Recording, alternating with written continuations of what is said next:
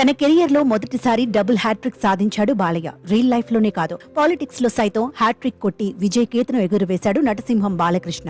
ఆంధ్రప్రదేశ్ లో హిందూపురం నియోజకవర్గం నుంచి ఎన్నికల్లో పోటీ చేసిన బాలయ్య వరుసగా మూడోసారి ఎమ్మెల్యే అయ్యాడు.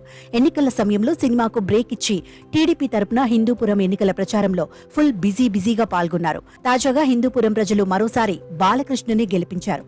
ఇలా కేవలం సినీ కెరియర్లోనే కాకుండా రాజకీయాల్లో కూడా అపజయం లేని వ్యక్తిగా పేరు తెచ్చుకున్నారు బాలయ్య.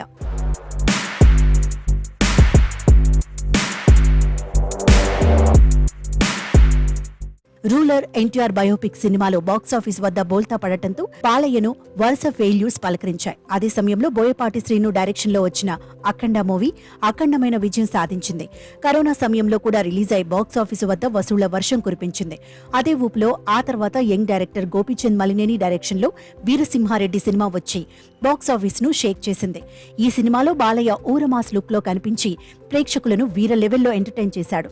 ఇలా వరుసగా 2 హిట్స్ అందుకున్న తర్వాత బాలయ్య ఓ సరికొత్త సినిమాతో ముందుకు వచ్చాడు. Talented director Anil Ravipudi direction లో వచ్చిన భగవంత్ కేసరి మాత్రం ఎవరూ ఊహించని స్థాయిలో సూపర్ డూపర్ హిట్ అయింది. సెంటిమెంట్ తో పాటు ఫుల్ యాక్షన్ సీన్స్ ఉన్న ఈ సినిమాను అన్ని వర్గాల ప్రేక్షకులు ఆదరించారు. ఇలా రియల్ లైఫ్ లో వరుసగా హ్యాట్రిక్ సాధించిన బాలయ్య తాజాగా ఏపీ ఎలక్షన్ల ఫలితాలలో కూడా హిందూపురం నుంచి వరుసగా మూడోసారి ఎమ్మెల్యేగా గెలిచాడు. దీంతో సినిమాల్లోనే కాదు, రాజకీయంలో కూడా తనకు ఓటమి లేదని నిరూపించాడు బాలయ్య.